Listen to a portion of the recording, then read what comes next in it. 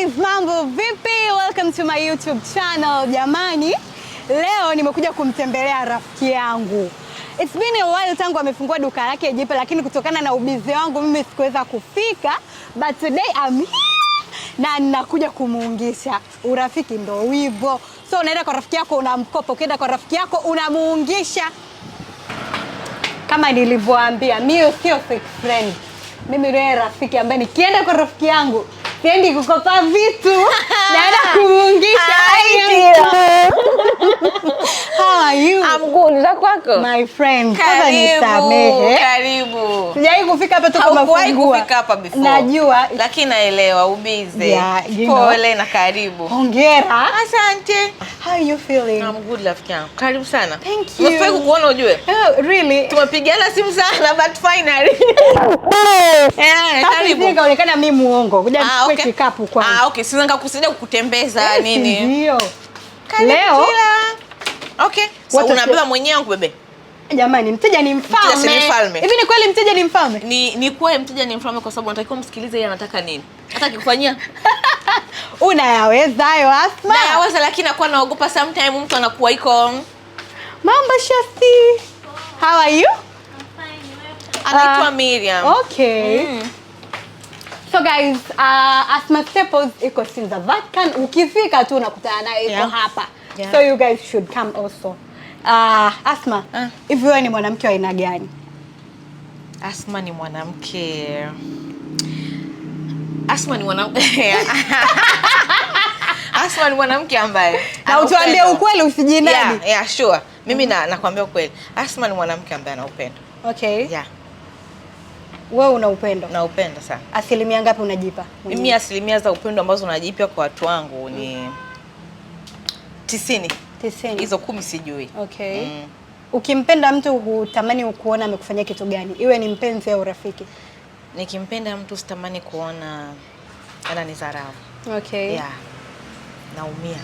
Okay. Yeah. Mwisho kudharauliwa kwenye mahusiano, kwenye urafiki? Kwenye mahusiano sio muongo, lakini kwenye maisha kawaida urafiki something vitu kama hivyo ina happen. Okay. Yeah. Ukiamka asubuhi ratiba yako inakuwa vipi? Ratiba yangu sasa siku hizi mimi niko sijui kama usiku ni muda wa kulala. Sikuaga nimenotice hicho kitu. Kumbe usiku sio muda wa kulala bwana. Kumbe usingizi ni wa muda wowote utakapokukuta unalala kokote. Alafu Asma una saa ngapi wewe? Kwa sababu ninakuona online kila muda. Sometimes nashtuka saa 9 hivi nakuta umepost. Nasema hivi ana saa ngapi? Ni mtu ambaye kiukweli usingizi na uadui na usingizi sana. Asma nikichelewa sana kulala. Hiyo siku nikiwahi kulala nimelala saa 8. Okay. Yeah. Nikichelewa kulala nasema kwamba yaani nikiwahi kulala nimelala saa 8. Na unaamka saa ngapi? Nimewahi. Namkaga almost saa 3 na kwa nishamka. Okay. Saa 3, saa 2 hapo na kwa nishamka. Na natamani uniambie watu wengi hasa wanawake wanaamini kwamba urafiki wa wanawake unakuwa na vitu vingi, unafiki vipi. Wewe na Mama Chenja mmewezaje kuwa marafiki kwa muda mrefu? First, ni kweli urafiki wa wanawake una unafiki. Una vitu vingi sana, una uzandiki wanasema. Okay. Mimi na Esther tumekaa kwa sababu ya kitu kimoja. Kwanza najivunia kuwa na rafiki ambaye ni machua. Yaani ni rafiki ambaye ni mtu mzima, anaelewa hustling zote. Alafu kikubwa cha kwanza, hatushindani wala hatuoneani wivu kwa chochote kile ambacho mimi nakuwa nimepata au yeye amepata. Na mnafanya kazi moja. Na tunafanya kazi moja. Atangulie kupata nitangulie mimi. Mimi naamini akipata Esther, mimi siwezi kukosa. Yaani naamini akipata Esther ndio daraja langu la mimi kupata. Au mimi nikipata inaweza kuwa penda daraja la Esther kupata. And tunavyoendelea kwenda, sijioni kama mimi na Esther ni marafiki. Nishamcount kama ndugu. Nice. Kuna kipindi mlizawadiana pesa. Yeah. Ni wewe ulipata pesa ukamgawia nusu au ni yeye? Ni wewe. Ilikuwa ni Tanzania Comedy Awards. Yes. Yeah. Ulipata milioni 20. Wewe ukampatia 10. Yeah. Ile ilikuwa ni kweli au stories za mtandaoni? Ni ukweli 100%. Kweli? Yeah. Uliwezaje? Asma, mimi binafsi nikipata pesa mtu wa kwanza pengine nitamwaza ni mama wangu. Hivyo kwa sasa hivi nitamwaza mama wangu. Uliwezaje kumpa rafiki yako? Niliwaza kwa sababu ni mtu ambaye tunafanya kitu kimoja. Tuna mingo muda wote niko naye. Tunapiga misele yote, kazi ni moja. So nikaona kwa nini nimepata alafu nisolve kipengele changu mimi cha rafiki yangu kipenzi, na yeye pia ana vipengele vyake vya kusolve. Mimi nikasolve yangu nikakaa happy. Yeye atakuwa kwenye sad mode. Nikaambia hebu tufanye kitu kimoja. Pita hivi nipite hivi tuipasue katikati. and I'm so happy kwa sababu na yeye ananibeba sana. Yaani ananibeba mno. Ukutana na Maimartha Jesse na Juma Lokole utawaambia kitu gani? Nawapenda. Mimi na upendo siku zote. Kweli? Sure, nawapenda. Hata kama vile tena hakuna mtu ambaye nampenda. Maimartha kikupigia. Listen, hakuna mtu ambaye nampenda kama Juma. Okay. I don't know why. Yaani nampenda sana. Okay. Yaani sijui yani Juma nampenda sana kabisa. Okay. That's interesting. Yaani sure, na mnawasiliana vizuri. Tunawasiliana vizuri. Na Juma nikikuta hata labda hajaposti, nitamtafuta yani natamani nione yuko sawa. Okay. Kwa nini hajaposti? Kwa nini haja nini? Na ni mtu ambaye hata likimtokea kitu yani kibaya, najisikia tu vibaya. Kwamba why? Kwa nini sasa Juma kafanywa hivi? Yani kwa nini kuna hiki kuhusu Juma? Okay. I love him. Nice. Jamani, watu wataweza kunichamba. Mbona wewe ununui jamani? Taratibu. Haya mambo mtaatoa wapi jiji? Asma, kitu gani wewe kinakupa amani kwenye maisha yako? Katika kitu ambacho kinanipa amani ni hela. Niseme muongo. Pesa inanipa amani. Tila. Okay. Mtu asikudanganye. Yaani pesa ukiona mimi Asma haunielewi, hizo kombi tatu nimevuruga, nimeenda huko nimerudi. Unajua kitu niangalie kwenye account ya Asma kuna soma shilingi ngapi. But hakuna kitu kinanipa amani kama pesa. Okay. Yaani pesa inanipa amani. Hey, nice. Asma Staples ilikujaje? Hii ilikuwa ni idea yako ya muda mrefu au ikaaje mpaka ukaona okay sasa ni wakati wa kuexecute? Asma Staples imekuja, ilikuwa ni idea muda mrefu lakini haikuwa kama hivi ambavyo unaiona sasa hivi. Okay. Asma Staples ilikuwa ni idea ya niuze unga, mchele, ni base tu kwenye nafaka tu. Okay. Yes. So end of the day nikasema mtu atakuja kununua mchele unakusindikiza na nini? Inabidi kuna mafuta, kuna nini? Wazo likanijia. Kwa nini usifungue hata Kimini supermarket? Okay. Lakini kana piga zile toto unasema nitaweza Asma kweli? Nitafanya nini? So nikaona hebu ngoja nijaribu.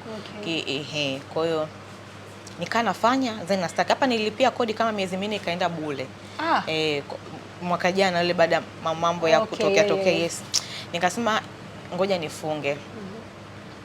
Ndugu zangu kanambia hapana, ulichokianzisha endelea nacho na utakiweza.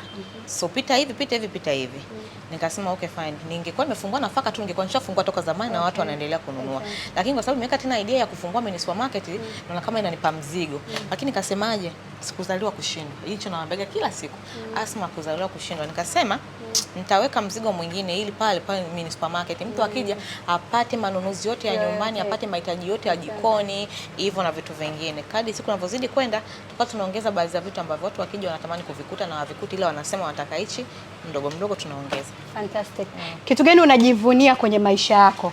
Najivunia wanapenda sana hivi. Mara pake. Asma ambacho najivunia. Kwanza najivunia kuwa Asma. Okay. Yaani ukinitaja yule pale Asma maji, najivunia kuwa Asma kwa sababu sio kila unakopita utasema.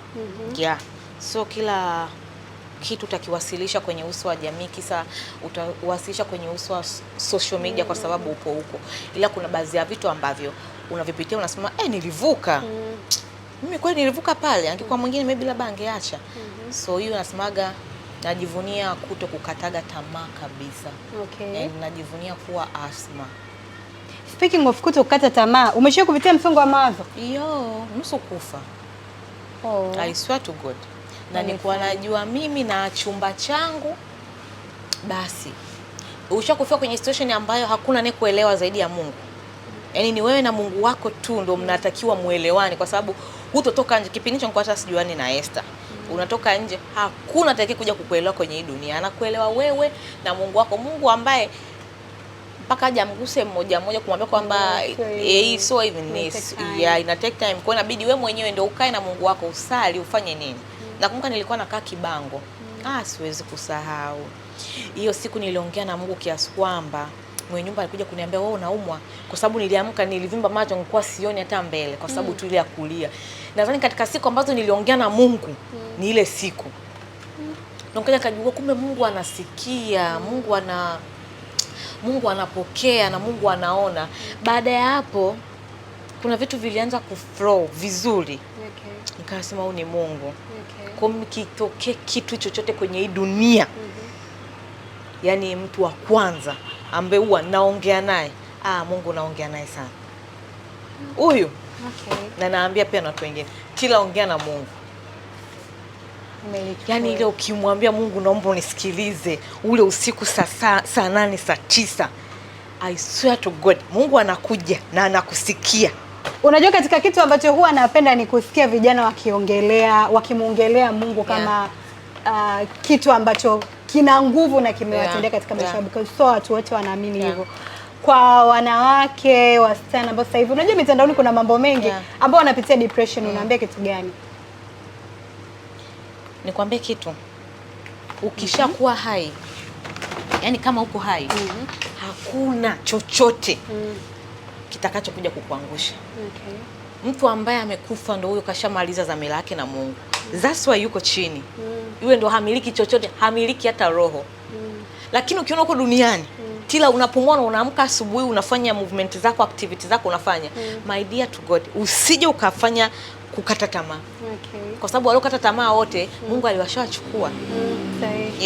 Na kuna rafiki yangu mmoja huwa anapenda sana kusema hakuna marehemu mjinga. Hicho kitu anaongeaga Ali. Hakuna marehemu mjinga. Nilikinoti hicho kitu. Waliolala huku chini sio wajinga. Muda wao ulifika wakaenda. Ila kama uko duniani usije ukasubutu kukata tamaa. Ali, kama umemsave vipi kwenye simu yako? Ali.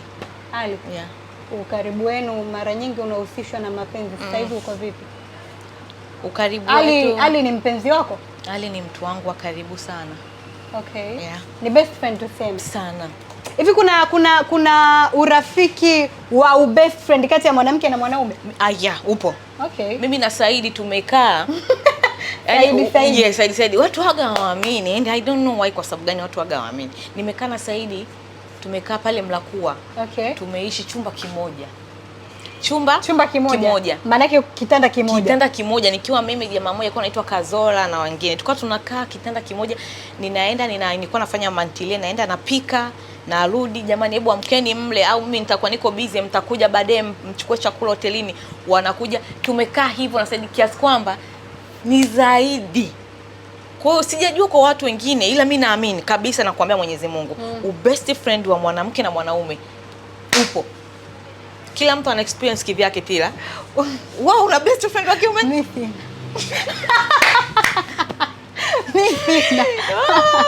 Sawa, Asma anatuambia kwamba kuna urafiki wa mwanaume na mwanamke, best friend. Wewe utaniambia hapo chini kwenye comment unalionaje hili? Na useme ukweli. Umeexperience vipi wa urafiki wa kike? Wewe yalikushinda mwanetu? Yalikushinda mwanetu? Au uliendeleza ile tamaduni? Lakini mimi kwangu mimi I believe upo 100%. Asma, msanii gani unamsikiliza sana? Mbosso. Mbosso pia ni rafiki yako? Sana. Mbosso ni mtu aina gani? Ukiniambia nimuelezee bwana. Yani ni mtu ambaye ni kati ya wasanii ambao wana busara sana. Ana huruma sana. Alafu hivi busara inakuwa imebeba nini, kategori ngapi hapo? Busara. Nadhani kuna hekima. Nadhani mtu akiwa na busara pia ana huruma ndani yake. Upole inaingia wapi? Kwenye unyenyekevu, sijui tuseme. Nadhani mnyenyekevu, mpole, lakini big, yani kubwa sana.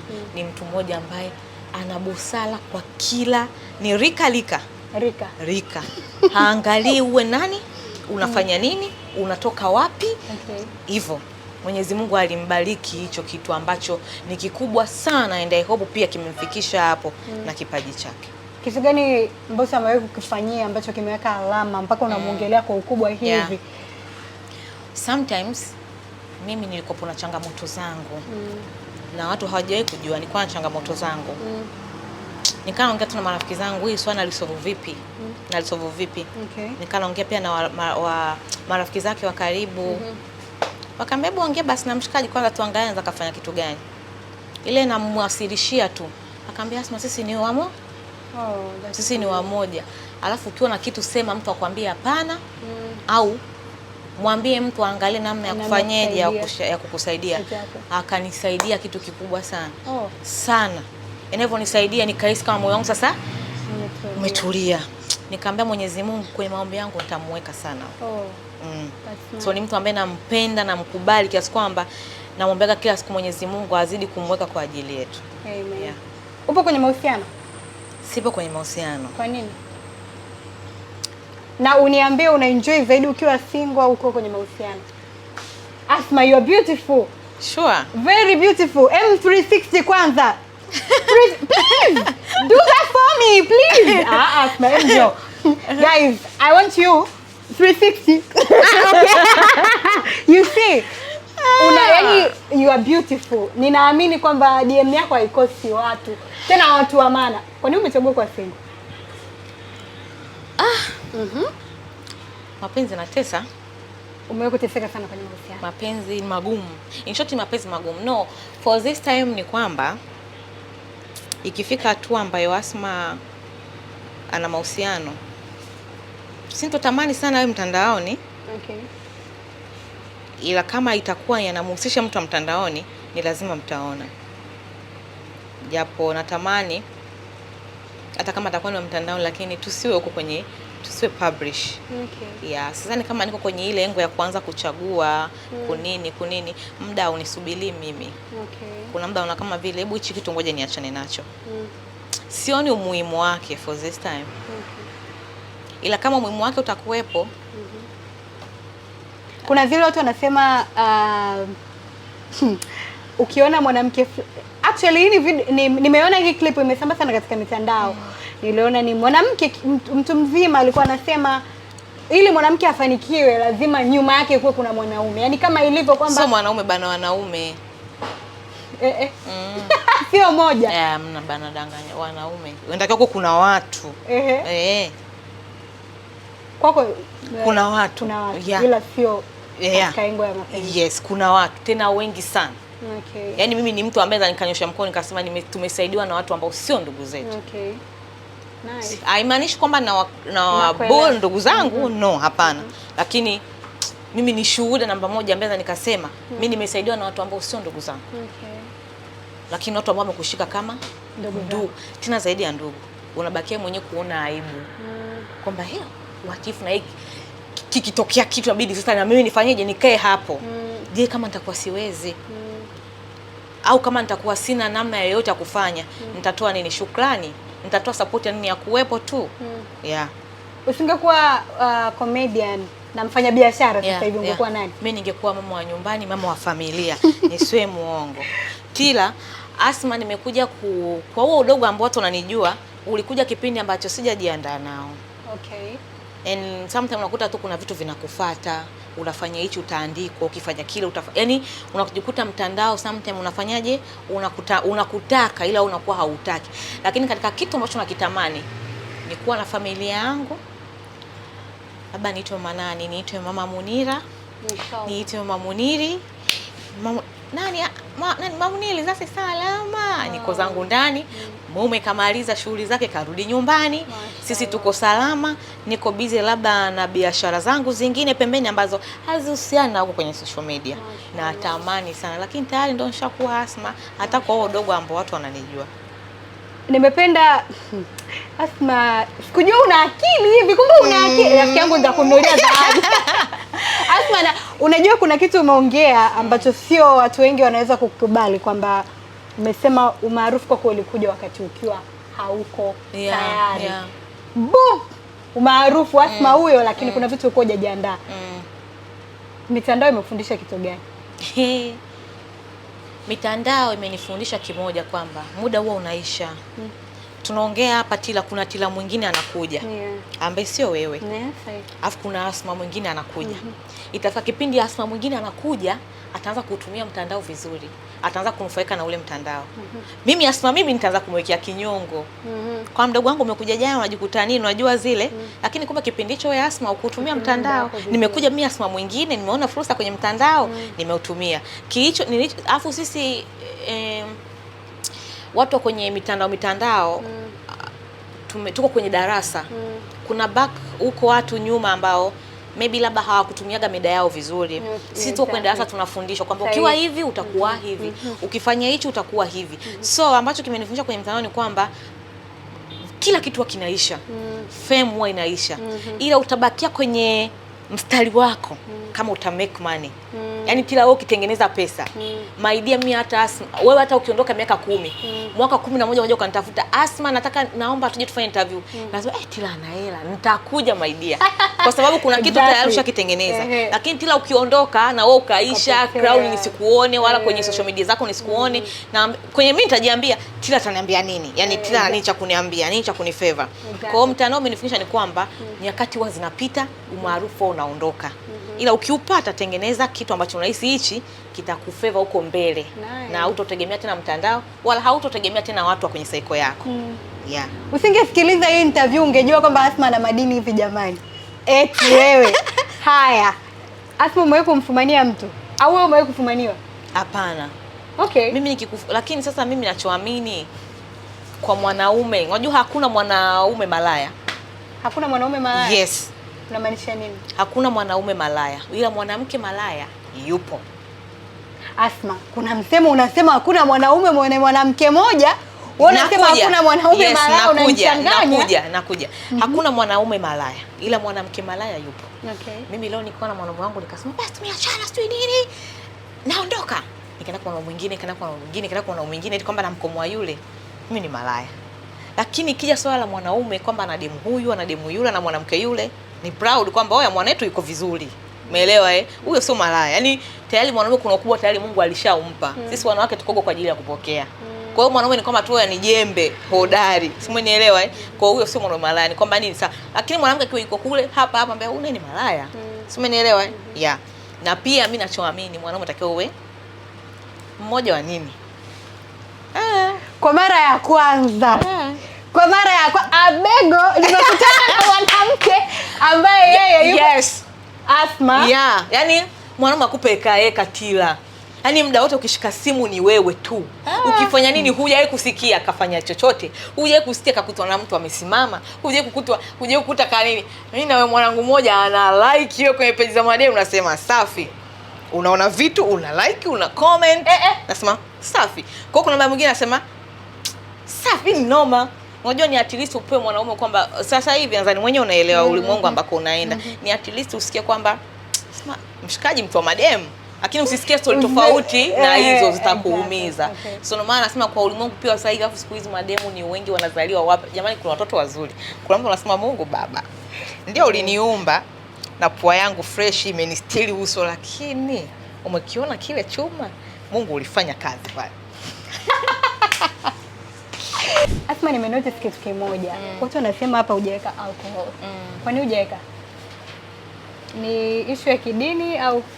Yeah, naweza nikasema hiyo ni sababu kubwa. Okay. Yeah. Nice. Sawa. Kitu gani unakijutia kwenye maisha yako? Kinachokijutia not for bad, yani watu wani notice kabisa. Hata nikiwa nasema kwamba kitu gani nakijutia, watu yani hii kitu kichukuliwe chochote. Yani kichukuliwe chote. Yani please watu wasikichukulie tofauti kabisa. Ila katika kitu nakijutia ni Asma kwa kwenye social media. That is Asma kwa kwenye mitandao. Bas. Hicho kitu nitajuta leo, nitajuta kesho kutwa mtodogo. Lakini social media hiyo imenisaidia sana kupata pesa, kufungua jambo langu watu wakanikimbilia kwa sababu wanamjua Asma. Lakini kwa upande mwingine ina madhara yake makubwa sana, ambayo kuna hata ukianza kuyapima kama japo pesa ni pesa tu, ile unaanza kutafuta kuvitofautisha unashindwa. Lakini kama ingepatikanaga nafasi nyingine ya kurudisha vitu nyuma, mimi ningerudisha afu kwamba niwe hivi na vitu vyangu ambavyo ninavyo, lakini vipate kwa njia nyingine isiyo ya mtandao. Ningeombaga hicho. Unajua it's funny kwa sababu swali langu la pili lilikuwa ni kwako mtandao umekupa hasara nyingi au faida nyingi? lakini umeshalijibu hapo hapo. Obviously mtandao ukiutumia vizuri una faida nyingi tena nzuri sana.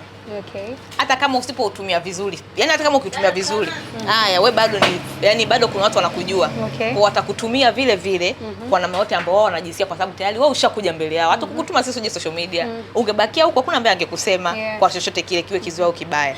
Lakini tayari ushakuwa kwenye uso wa jamii, sisi chochote tutakwambia. Faida, hasara, hata kama unatumia mtandao vizuri. Yeah. Wazazi wako, mama yako anachukuliaje siku ambayo anaona labda Asma hayuko sawa kwa sababu ya mtandao? Au labda anaambiwa mwanao anasemwa mtandaoni. Yes. Anakuwa katika hali gani? Mamangu ni mtu ambaye yani ni the same. Unajua hata wewe kuna tabia umezilisi kutoka kwa mamako. Asilimia nyingi huwa tunalisa tabia za wazazi. Mama ni mtu ambaye anataka peke yake. Sasa inakuwaje? Kwa nini? Uko sawa? Lakini mtu pia ambaye anasubirigi vitu viishe, anakuja kuongea na wewe vitu vikishapungua kabisa. Hakuambii kipindi hiko. Au anakuambia tu nilionaga kitu fulani. Yeah. Kuna mtu aishie kuniambia, unajua bana wasanii wa muziki wanawatumia sana wa content creators wakiwa na majambo yao. Okay. Wakitoa nyimbo because nyinyi mna nguvu sasa hivi kwenye mitandao ya kijamii. Hivyo atajifanya yupo karibu. Hivi ili mradi jambo lake liende. Lakini nyinyi mkiwa mna majambo yenu kuwapata wao sasa mwanangu yani sema leo ndo na shoot yani ili ni ukweli. Ina ukweli wake, ina asilimia zake za ukweli tena mkubwa tu. Unaweza ukaandaa jambo niongee, sitaki kuongea upande wa mwingine kwa sababu mimi haijanikuta hiyo. Okay. Nimezindua hii duka langu hapa, watu mimi walinikimbilia na alhamdulillah. Watu walinikimbilia kila siku, waamini kama wale watu wangekuja kunikimbilia kwenye jambo langu. Nikajiuliza ni kwamba naongea nao vizuri au ni mtu wa watu au vipi. Lakini kwa watu wengine unaona kabisa mtu ana jambo lake, lakini kuna mtu alimfanyia kazi huyo mtu kwenye jambo la huyo mtu humuoni. Uweze kumuuliza mbona fulani hajaja? Unamjeza chuki? Hapana, unabaki tu kuangalia una scroll. Lakini ina ukweli wake asilimia 70. Wewe wasanii ambao huwa unafanya nao kazi, naona una ukaribu nao, umemtaja Mbosso, naona pia una ukaribu na Vanilla. Naona kuna wasanii huwa nawaona. Hao unafanya nao, yani kazi nao unafanyaje? Una wa charge ama ni kifamilia zaidi au inakuwaje? Nisiwe muongo, si charge chochote. Okay. Kwa sababu kuna namna huwa wananifaa. Okay. Ile kwamba win-win situation, nitumie nikutumie. Okay. Kuna namna huwa wananifaa. Kwa hiyo ukija Tivania nataka kuniambia jambo lake nianze sasa hapa bibi niambie unawekea shilingi ngapi? Sijui Mbosso. Nitakuwa sina hata mshipa wa aibu. Yeah. Okay. Nice. Nataka nikuulize maswali ambayo utachagua vitu viwili kati ya hapo. Wewe utakuwa unachagua tu kitu kimoja. Instagram au TikTok? Instagram. Okay. Kuwa na pesa au kuwa na followers wengi? Naweza nikawa na pesa alafu nikawanunua followers. Kwa hiyo unachagua kitu gani? Kuwa na pesa au kuwa na followers wengi? Sasa unanigombanisha. Napenda followers wangu sana. Kuwa na followers kwa sababu hao followers watanitengenezea pesa. Okay. Yeah. Kuwa single huko kwenye mahusiano? Kuwa single huko kwenye mahusiano. Kuwa single huko kwenye mahusiano. Kimoja hapo nachagua. Yaani nichague kimoja. Mahusiano. Makeup au no makeup? No makeup. Da, hata hapa mnavomuona jamani, si mnamuona hapa ana grow. Na grow hivyo kidogo kidogo jamani. Okay, tunaelekea mwishoni kabisa. Asma, kuna rafiki yako wa karibu sana ila alikukosea, alikufanyia usaliti. Amekuomba msamaha, umemsamehe, unaweza kumrudisha tena kwenye maisha yako? Na kusamehe lakini kaa mbali. Okay. Kwa sababu no one can perfect. Mwenyewe kwa watu nisha kuwakosea, wakanisamehe na wakanirudisha karibu, tukaendelea na mambo mengine.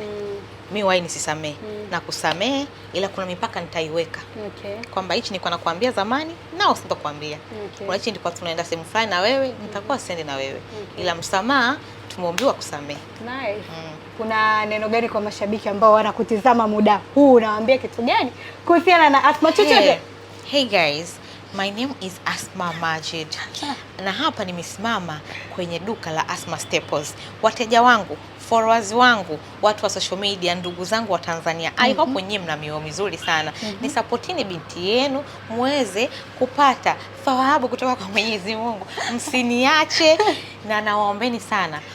katika kitu ninachokiombaga sana Mwenyezi Mungu anisaidie ni watu wanaonekania kwa jicho zuri. Yes, yani watu wakishaonekania kwa jicho zuri hakuna kibaya chochote kitatokea, wao watanibol. Exactly. Alafu mimi kuna watu ambao wananipendaga tu automatically. Siwajui, hawanijui, wako kwa social media. Ukinitukana na ukuta mtu amekuja mpaka wanaingia kwenye profile ya mtu na mkagua. Kama kuna mtu miaga nakagua watu wanaonitetea, mimi nakukagua mpaka yani yake ninakukagua. Niko yani kutafuta na account fake, ni kumbe hata namba ya kutumia taera. Guys, kodi hiyo. Kodi hiyo. Napenda sana watu wanaonitetea.